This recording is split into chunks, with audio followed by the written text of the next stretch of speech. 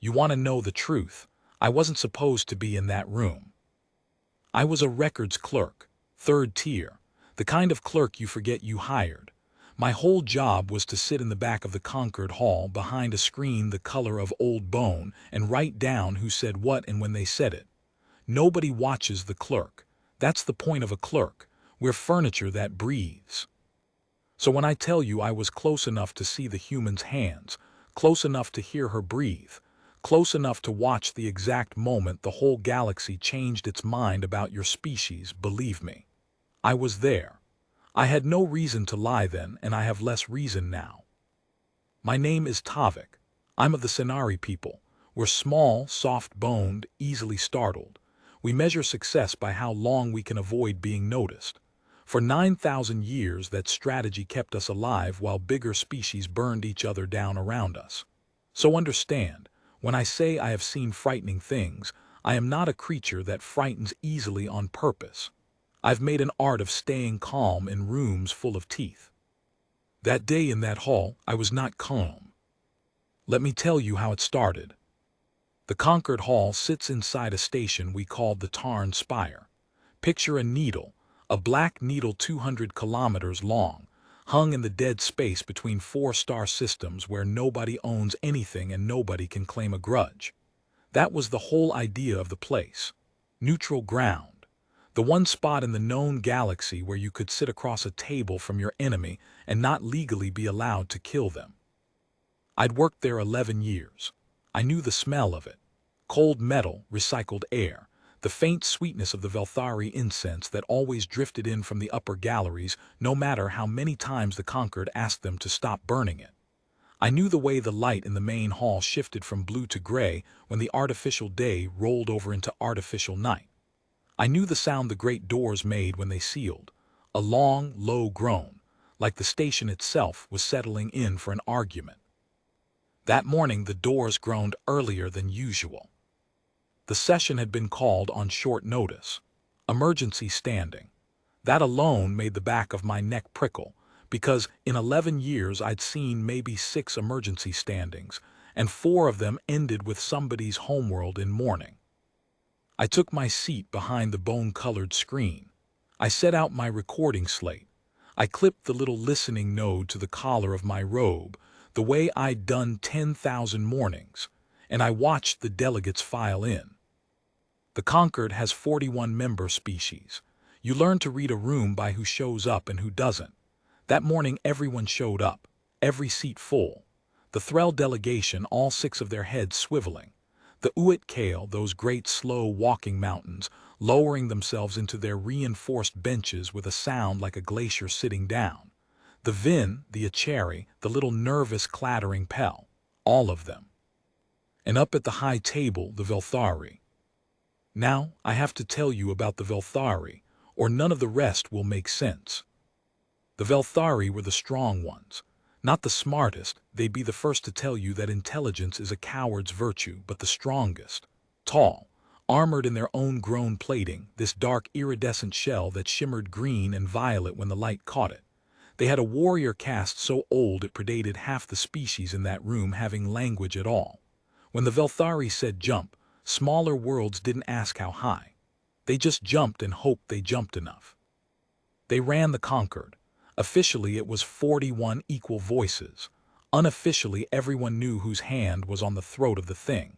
You learned to phrase your requests as suggestions. You learned to lose arguments gracefully. You learned, the way my people had learned for 9,000 years, that survival was a kind of politeness. And into all of this, 20 years before that day came Earth. I remember when humans first showed up. We all laughed. I'm being honest with you, we laughed. Not cruelly, just.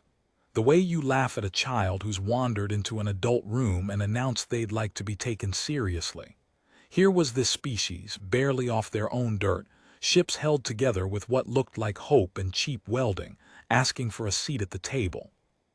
They were soft like us, soft in the body, I mean. No shell, no claws worth mentioning. Their teeth were a joke.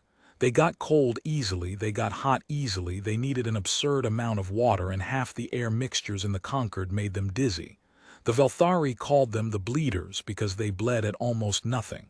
A scratch, a bump, they leaked. And yet, there was something about them that none of us could ever quite name. The Acheri xenologists wrote whole papers trying. The closest anyone got was this: humans didn't seem to understand when they were supposed to give up.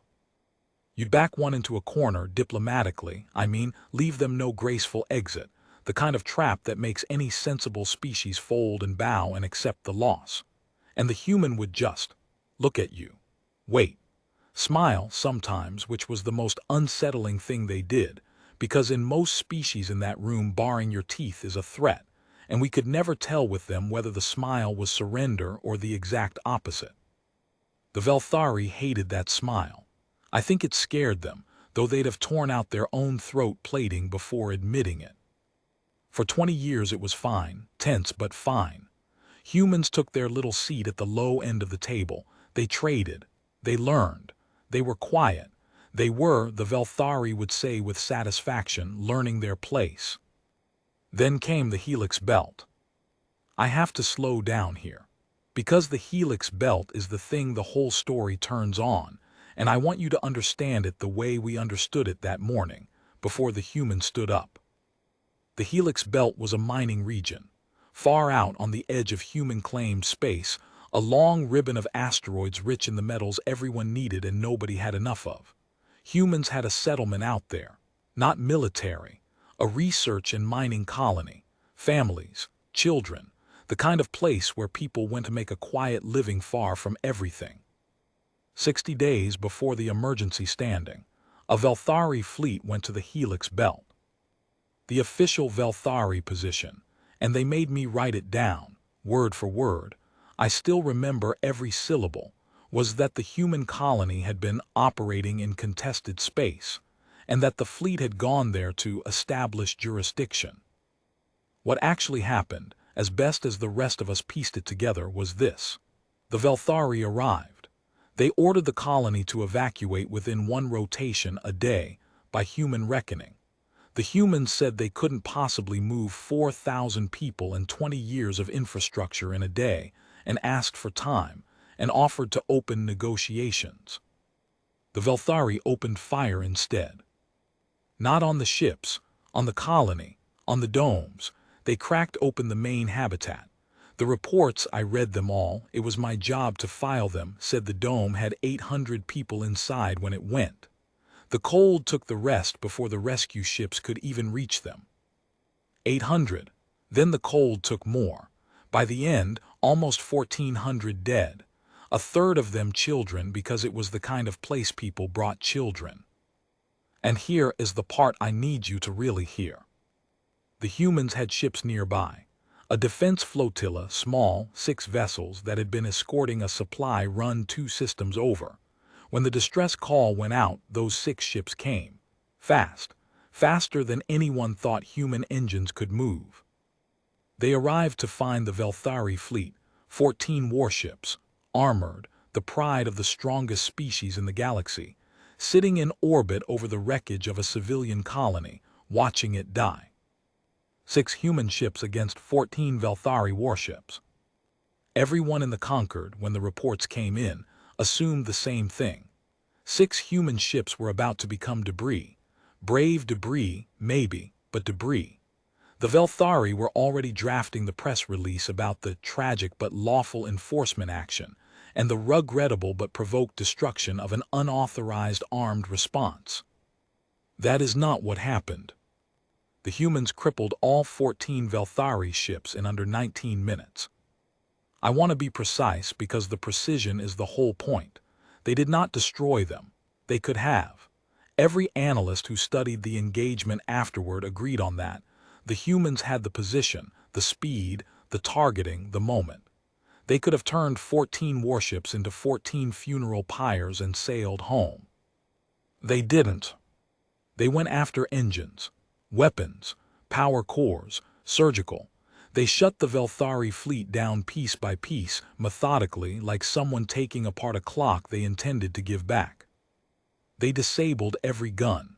They knocked out every drive. They left the life support running. They left the crews alive. Every single Velthari aboard those 14 ships survived. And then the humans did the thing that I think, more than the colony, more than the dead children, more than anything, is what truly enraged the Velthari. They sent a message to the crippled fleet, open channel so everyone heard it. The whole Concord got the recording later. It was short.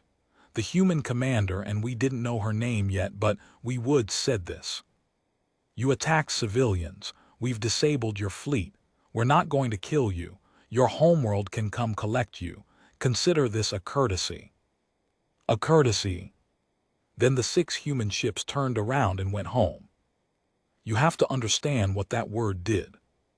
To you, maybe courtesy sounds gentle, restrained, merciful, and it was all those things. But translate it into the Velthari way of thinking, into the thing they'd built their entire civilization on, and it became the single most insulting word ever spoken in the history of the conquered. Because mercy, to the Velthari, is what the strong give to the weak. The humans hadn't begged, hadn't bled and broken and run. They'd won clean, total, humiliating, and then they'd chosen not to finish it. They'd looked at the strongest fleet of the strongest species in the galaxy, beaten it senseless, and then patted it on the head and sent it home to its mother. The Velthari would have preferred to die. I mean that literally. In their warrior code, a defeated soldier who is spared has been declared not worth killing. To be spared is to be told, you are beneath my effort. You are not even a real threat. Cleaning you up would cost me more than ignoring you. The humans had, without meaning to, or maybe meaning to exactly, I still don't know, delivered the deepest possible insult to a species that had never, in 9,000 years of recorded history, been insulted and lived to tell about it. And so the Velthari called the emergency standing, to demand justice, to demand the human commander be handed over for crimes against a conquered member fleet, to demand reparations for the 14 ships, to demand, beneath all of it, in the part they couldn't say out loud, that the galaxy please, please, please go back to being a place where the Velthari were the strongest thing in the room. That was the morning I'm telling you about. That was why every seat was full. The humans sent one representative. One. I remember the murmur that went through the hall when the lower doors opened and a single figure walked in. The Threll actually laughed, that wet clicking sound they make. One representative, for a hearing where their own commander was being demanded as a prisoner. Either it was an insult of their own, or it was a species that didn't understand how much trouble it was in. She was small, even for a human, dark-skinned, gray threading through her short hair, a plain dark uniform with no decoration on it that I could see, no medals, no rank flashes, nothing to tell you who she was or what she'd done. She carried a single slate under one arm. She walked down the long aisle of the Concord Hall the way you'd walk down a hallway in your own home. Not arrogant, not nervous, just at home. As if the room belonged to her, and she was a little surprised to find all these people sitting in it. I checked my registry for her name. The entry was almost empty, just Representative for Earth, CMDR, Ret. Emma Damey. Retired Commander, that was all it said. She sat down at the human bench, alone, set her slate in front of her, folded her hands and waited. The Velthari spoke first. They always spoke first. Their lead delegate that day was a creature named Voron Tau. High caste, old. His shell had gone almost black with age, the green and violet only flickering at the very edges of the plates. He was the kind of Velthari who'd never lost anything in his life, and you could see it in the way he held himself, like the universe was a thing that had been arranged for his convenience and had so far cooperated. He rose, the hall went quiet, and he began to speak, and his voice filled the whole space the way Velthari voices do, a deep grinding resonance that you feel in the floor of your chest. He spoke for a long time. I wrote it all down. I won't give you all of it, because most of it was the kind of language people use when they're trying to make a slaughter sound like paperwork. But the shape of it was this. The colony had been a provocation. The defense flotilla had been an act of war. The disabling of the Velthari fleet was a crime, and the message, that word, was an insult to the conquered itself. He demanded the human commander be surrendered for trial. He demanded reparations. And then, near the end, he said the thing that made the whole room go still. He said that if these demands were not met, the Velthari would consider the matter unresolved and would resolve it themselves. At Earth. It was a threat, plainly. A threat to do to the human homeworld what they'd done to the colony. Said out loud in the conquered hall on neutral ground with 41 species watching. And the thing is, nobody objected. That's what I keep coming back to. Nobody stood up. Nobody said you can't say that here. 40 species sat in that hall and looked at their own hands and stayed quiet, because the Velthari were the strongest, and the strongest had just announced what they intended to do, and everyone in that room had spent their whole lives learning that survival was a kind of politeness. I looked at the human. I don't know what I expected. Fear, I suppose, anger, some big visible reaction. She was writing something on her slate, calmly, as if she were taking notes in a class that was running a little long. Vorontal finished. He lowered himself back onto his bench with that glacier sitting down sound, and he looked across the hall at the small dark figure at the human bench, and you could see it in the set of his shell, the certainty. The absolute certainty that he had won, that this little soft thing would now do what little soft things do, which is fold and bow, and accept the loss as gracefully as it could manage. The conquered speaker, a Vin, neutral ancient, turned to the human bench. "Earth," she said, "you may respond." And Commander Adami stood up. She didn't stand up fast. That's the first thing I noticed. There was no drama in it. She set her slate down. She pressed her palms flat on the table for a second, the way someone does when they've decided something and they're just taking one last breath before they say it. Then she straightened up, and she looked across the hall, not at the speaker, but directly at Vorontal. The hall waited. When she spoke, her voice was quiet. So quiet that the translation matrix had to boost it for the back rows. She didn't try to fill the room the way the Velthari had. She just talked, like she was talking to one person. "My name is Mara Adami," she said. "I'm not a diplomat. I want to be clear about that before I say anything else, so there's no confusion later about what kind of conversation this is." She let that sit. They didn't send a diplomat. They sent me. And the reason they sent me is that I was the commander of the flotilla at the Helix Belt. The murmur that went through the hall, I've never heard anything like it. 40 species drawing breath at once. She was the one. The criminal the Velthari had demanded. She'd walked into the room they wanted to try her in, alone, and identified herself before anyone could even ask. Vorontal's shell flared green and violet, rippling up the plates, the Velthari equivalent of leaning forward. He thought she'd made a mistake. He thought she'd handed herself over. "You've heard the Velthari version of what happened," Adami went on, still quiet, still calm. "I'm not going to argue with most of it. The facts are mostly right.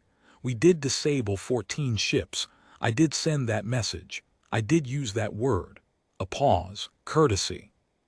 She looked around the hall now, slowly, taking them all in, the Threll, the Uitkale, the Pell, all of us.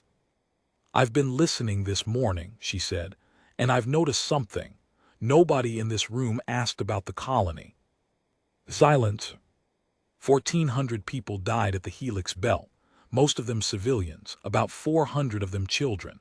They asked for one day to evacuate, and the answer was to crack open the dome and let the cold do the rest. Her voice didn't rise. If anything, it got quieter. "We have the recordings. The colony broadcast a distress call the whole time. You can hear them at the end. I've listened to it more times than I should have." She stopped, and for just a second, just one, I saw her hands. They were resting on the table, and they were perfectly still. Not the stillness of calm. The stillness of someone holding something very heavy and refusing to let it shake.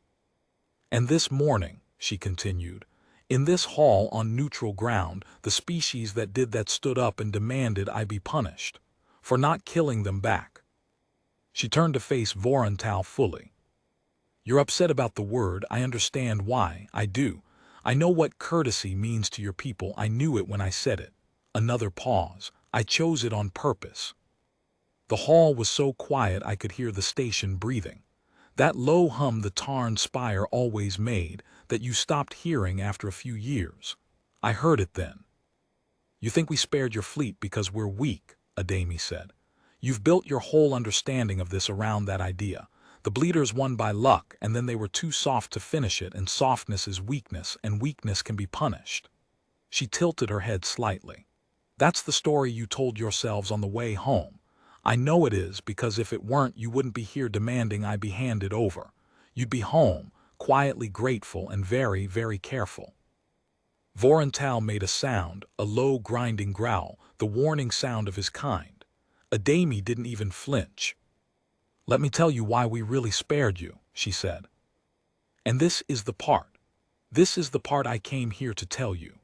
11 years I sat in that hall and recorded the words of the most powerful beings in the galaxy, and I have never before or since heard a room go as silent as it went then. We spared your fleet, Mara Adami said, because we are not yet sure we want to become the kind of species that doesn't.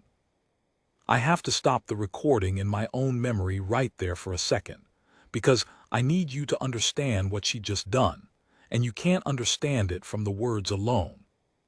In every threat I'd ever recorded in that hall, and I'd recorded thousands, the structure was always the same.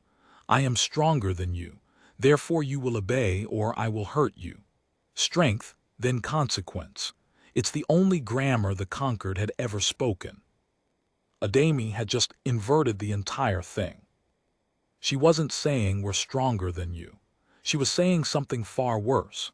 She was saying, we held back and the holding back was a choice, and the choice is ours to make again, and you should be far more frightened of the day we choose differently than you are comforted by the days we don't. She was telling the strongest species in the galaxy that their survival, so far, had been a gift, and that gifts can stop. Vorontal rose again, faster this time. His shell was fully flared now, every plate blazing green and violet, his voice grinding out across the hall in his own language before the Matrix even caught it. He called her a liar. He called the engagement a fluke, a trick, a one-time accident of timing that would never repeat. He said that a real war, a true Velthari war effort, not 14 ships caught off guard, would burn Earth to its core, and that no amount of courtesy would save them when the full weight of his people came down. He was magnificent in his way, terrifying. He filled that hall with 9,000 years of unbroken dominance, and the smaller species shrank in their seats, and I felt my own old instinct rising in me, the Senari instinct, the one that says be small, be quiet, survive. And through all of it, Mara Adami stood at her little bench and waited, patient, almost kind, the way you wait for someone to finish shouting because you understand that they need to. When he finally stopped, breathing hard, plates still rippling, she let the silence stretch for a long moment. Then she said, "Are you finished?" And she reached down, and she picked up her slate, and she said, "Because I brought something to show you." She tapped the slate once, and the great display above the high table, the one that usually showed treaty text, voting tallies, the dry machinery of the conquered, went dark, and then lit up with an image. It was Earth, but not the Earth I knew from the registry files, the blue and white marble, the pretty postcard of the Bleeder's homeworld. This was Earth seen from much closer, orbital, and it was covered in things I didn't have names for. This, Adami said quietly, is a current image of the space around my homeworld. I want to walk you through it, because I think there's been a misunderstanding about who you've been talking to. She tapped again. A section of the image zoomed. I won't pretend I understood everything I saw. I'm a clerk, not a strategist, but I understood enough. I understood the way the HFY, those great slow mountains who'd watched 10,000 years of galactic warfare and were almost impossible to surprise, went very, very still. I understood the way the threll stopped clicking. I understood the way the entire hall, species by species, began to realize that the picture above the high table was not the picture of a young, soft, lucky little world that had won one battle by accident. You came to our space 20 years ago, Adami said, and you saw ships held together with hope and cheap welding. You saw a species that got cold easily and bled at nothing, and you made a decision about us. You decided we were furniture. You decided we'd learn our place. A small, tired smile. We let you think that. For 20 years, we let every species in this room think that, because being underestimated is the cheapest armor there is, and we just clawed our way off our own dirt, and we needed the time. She tapped the slate again. The image pulled back, and kept pulling back, and kept pulling back, and the things around Earth just kept going. You were never talking to the species you thought you were talking to, she said. You've been talking to the face we let you see, the bleeders, the soft ones, the ones who got dizzy in your air mixtures. She set the slate down. That was the courtesy, not sparing your fleet. The courtesy was 20 years of letting you believe we were small. And then she looked up at Vorontal, and at all of them, and she said the line. The one that ended up carved into the wall of that hall, the one every species in the galaxy can now recite, the one I've heard whispered by frightened children and grim old soldiers alike in the years since. She said, "You attacked us once and we answered with mercy. Attack again and the courtesy ends." I told you the room went silent when she said it. Attack again and the courtesy ends. What I didn't tell you is what silence does to a Velthari.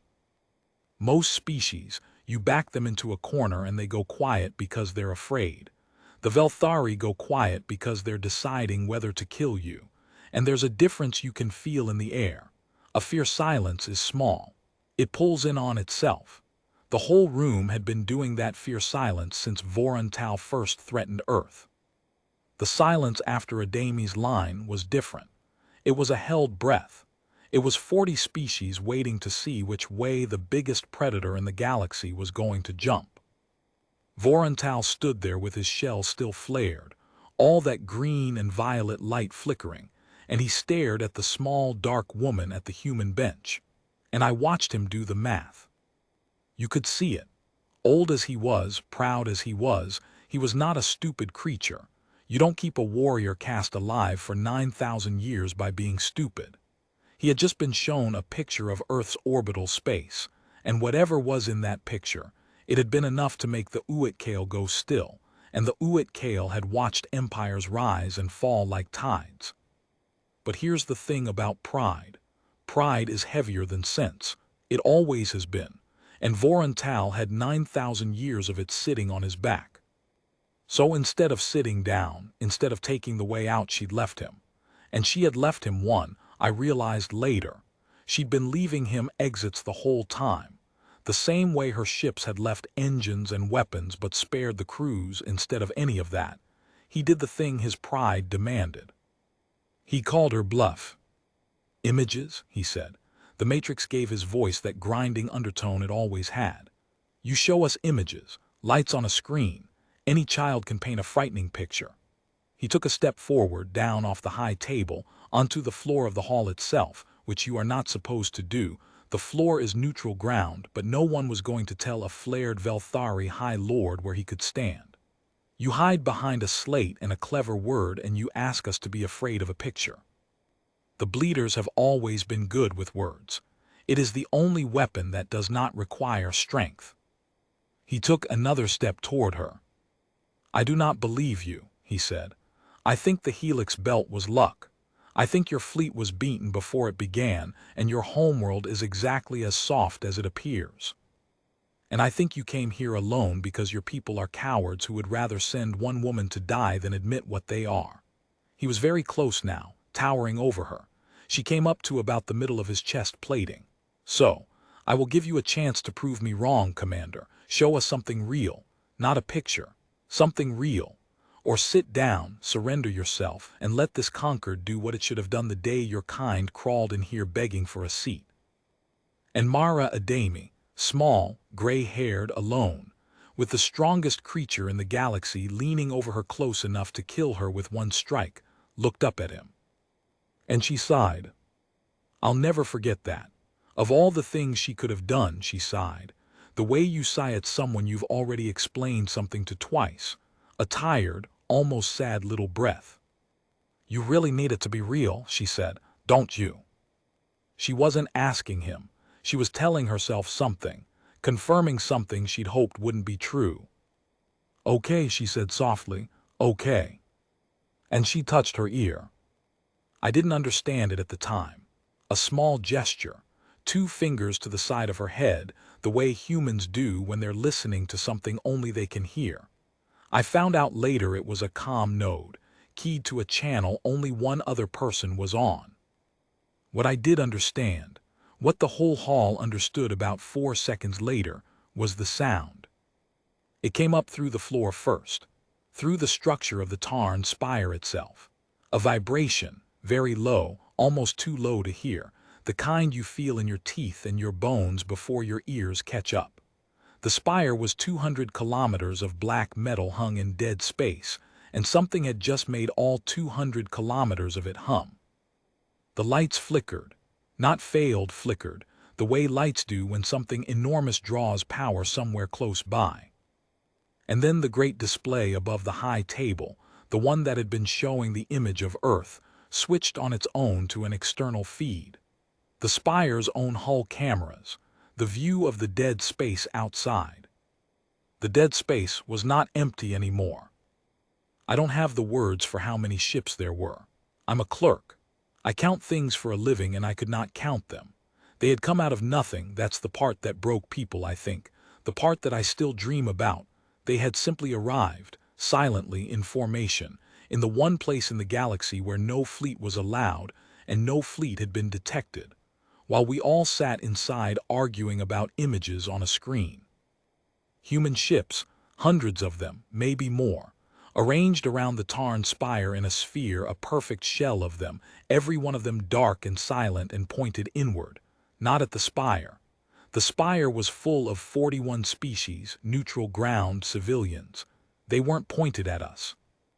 They were arranged so that every single one of them had a clean line of fire on the Velthari delegation's docked fleet, which was moored on the far side of the spire, which the humans had no way of seeing through 200 kilometers of metal, except they clearly did, because the firing solutions were perfect, and we could all see them, the targeting locks blooming one after another on the display like a field of red flowers opening. They had been there the whole time. That's what hit me. That's what hit everyone. The math of it. For there to be that many ships in position the instant she touched her ear, they had to have already been there. In the dead space. Around the one station in the galaxy where arriving with a fleet is the single most forbidden act there is. They had slipped a war fleet into the most watched, most neutral, most defended point in known space, and parked it, silent, and waited, through the whole hearing, through every word, on the chance that one small woman might touch the side of her head. She hadn't come alone. She'd never come alone. She'd come with the entire weight of her species hanging silent in the dark 100 kilometers over our heads, and she'd let Vorontal lean over her and call her a coward because, and I understood this only much later, because she had been hopping, genuinely hopping, that she would never have to show him. That the picture would be enough. That the word would be enough. That somebody for once would choose to be careful instead of proud. He hadn't. So now it was real. Vorontal did not move. To his credit, and I will give him this because it's true, he did not flinch the way the rest of us did. He stood on the neutral floor and he looked at the display, at the silent sphere of human ships, at the field of targeting locks blooming over his own fleet, and his shell slowly stopped flaring. The green and violet light died down to nothing. He went dark and still, the way the Uitkale had gone dark and still, the way the whole hall had. And Adami spoke again, still quietly, still without raising her voice. But everyone heard her now. The spire itself had gone silent to listen. "That's the fleet that came to the Helix Belt," she said. "Or no, that's not true, that's a fraction of it. That's what we could move here without anyone noticing. The Helix Belt got 6 ships because 6 ships were all that were close, and 6 ships were enough to stop 14 of yours." She let that land. "I want you to sit with that for a second. 6 was enough. This is what we sent to a meeting."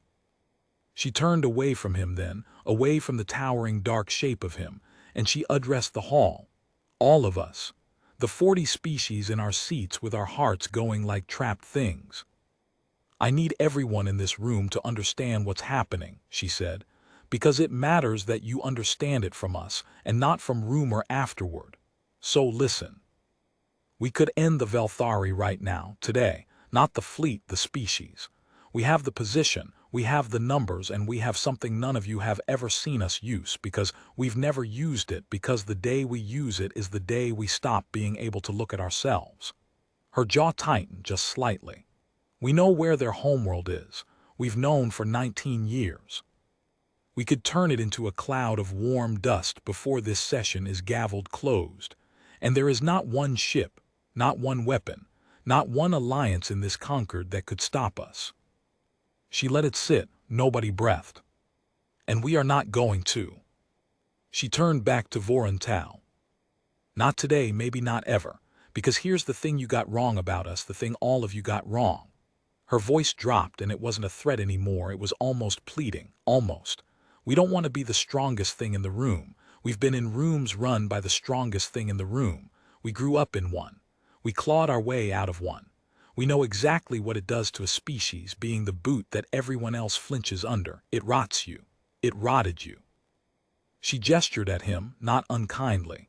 "Look at what 9,000 years on top did to your people. You cracked open a dome full of children because they asked you for one more day. You came here demanding a medal for it. That's not strength. That's what strength turns into when nothing's ever told it no." She picked up her slate, held it, didn't tap it. "So we're not going to take your place. We don't want it. We don't want the throne, we don't want the conquered, we don't want 40 species flinching when we walk in. We just want to be left alone, and we want our colonies left alone, and we want, very badly, to be the kind of species that can hold a fleet over your homeworld and choose not to fire." She looked up at him, and for the first time her voice had an edge in it, hard and final. "That choice is ours. It has always been ours. Every day you wake up and your sun is still burning, that's us choosing. Every child of yours that grows up, that's us choosing. We have decided so far to be merciful, to be, and I'll use the word again because I meant it the first time, courteous." The targeting locks pulsed on the display, soft, patient, red flowers waiting. "Attack us again," Mara Adami said. "Anywhere, any colony, any ship, any one of our people, and we stop choosing. The mercy ends. The courtesy ends. And there will be no hearing and no demands and no images on a screen. There will just be the day your species ends, decided by people who are very tired and very sad and very, very done being polite." She set the slate down on the bench, gently. "That's the warning. It's the only one you get. I'd encourage you to believe it's real this time. I have replayed what happened next more times than I can count, and I still don't fully know how to describe it, because nothing in 9,000 years of conquered records had prepared any of us for it." Vorontal lowered himself to the floor. Not the glacier sitting down onto his bench, lower than that. He folded his great armored body down onto the neutral floor of the conquered hall, plates first, head last, in the posture the Velthari only ever use in one circumstance, the posture of a defeated warrior before the one who has spared his life, the posture of accepting the unbearable thing. "You have declared me not worth killing, and I acknowledge it." 9,000 years, and the strongest creature in the galaxy lay down on the floor in front of a small gray-haired woman who got cold easily and bled at nothing. And Mara Adami, and this is the part that made me start to cry quietly behind my bone-colored screen, where nobody watches the clerk, she didn't gloat. She didn't tower over him. She crouched down, right down to his level on the neutral floor, close enough to touch his lowered head. "No," she said softly, just to him. The Matrix barely caught it. "Get up. That's not what we want. We don't want you on the floor. We've been on the floor." She actually reached out and put one small, soft hand on the edge of his shell, on a creature that could have killed her with a thought. "Get up and go home, and bury your dead from the helix belt the way we're burying ours, and let's both of us try to be something better than what we've been. That's the only thing I came here to ask for. I swear to you, it's the only thing." She helped him up. "I want you to picture that. Hold the picture in your head because the whole galaxy holds it now. It's the image carved into the wall of that hall, the one that replaced the treaty text and the voting tallies forever. A small soft human on her feet, with one hand under the arm of a 9,000-year-old Velthari High Lord, helping him rise off the floor he'd lowered himself to. Helping up the thing that had cracked open the dome full of children. Not because he deserved it. Because she decided that mercy was a muscle you had to keep using or you lost it. And she was terrified. I think she was genuinely terrified of her own people losing it." Vorontal rose. He stood, and in his own language, in a voice that had lost all its grinding thunder and come out small, he said the thing that ended it. He said, "We will not attack again." And then, after a long moment, quieter, "Thank you for the courtesy." He meant it differently than he had before. We all heard it. The word had changed, somewhere in that hour, from the deepest insult in the galaxy into something else. Into a kind of grace. Into the name for the thing the strong do when they could destroy you and choose instead to let you live, and ask nothing for it but that you do better. I should tell you how it ended, the official part, the part I had to write down. The hearing was adjourned with no charges. The demand for Adami's surrender was withdrawn. The Velthari paid reparations to the Helix Belt survivors, quietly, fully, without being made to. The human fleet that had been hanging in the dead space around the spire was simply gone the next time anyone looked at the external feed, vanished as silently as it had come, and to this day no one in the Conquered knows how they got it there or how they got it out. The Conquered changed after that, slowly, but it changed. The smaller species, my people, the Pell, the Acheri, all of us who'd spent our whole histories learning that survival was a kind of politeness, we stopped flinching quite so much. Not because the humans protected us. They mostly left us alone, exactly like they said they would, but because we'd seen it now. We'd seen that there was another way to be strong. We'd seen the strongest thing in the galaxy choose, on purpose, in front of everyone, not to use its strength. And that turned out to be the most powerful thing any of us had ever witnessed. Humans never took the throne. They meant that part too. 20 years later, they still sit at the low end of the table, quiet, soft, getting dizzy in the wrong air mixtures. And every species in that hall knows exactly what's hanging silent in the dark above their homeworld, and exactly how merciful those soft little people are choosing to be, every single day, for no reward at all except being able to live with themselves. That's the part you don't get from the carved wall. The carved wall just has the line, "Attack again," and the courtesy ends. People think it's a threat. The smaller species, the ones who were in the room, we know it isn't. Or it's a threat, yes, but that's not the heart of it. The heart of it is the other half. The half, she said with her hand on his shell, helping him up off the floor. "We don't want you on the floor. We've been on the floor. I'm old now. Older than I ever expected my soft-boned, easily startled little life to get. I left the Conquered years ago. I don't keep records anymore. But people still find me. They hear I was the clerk who was in the room that day, and they come, and they ask me to tell it, and I tell it, the way I'm telling you. And they always ask me the same thing at the end. They ask, 'Weren't you afraid?' With the fleet hanging over us and the targeting locks blooming and the strongest creature in the galaxy lying on the floor, weren't you, a little soft Senari clerk, the most afraid you'd ever been?' And I tell them the truth. No, that wasn't the moment I was most afraid. The moment I was most afraid came earlier. It came when Vorontal leaned over her and called her a coward and a liar, and she looked up at him and sighed. That tired, sad little breath. Because in that breath I understood something about the humans that the targeting locks only confirmed. I understood that the fleet was real, that it had always been real, that the picture on the screen was the gentle version.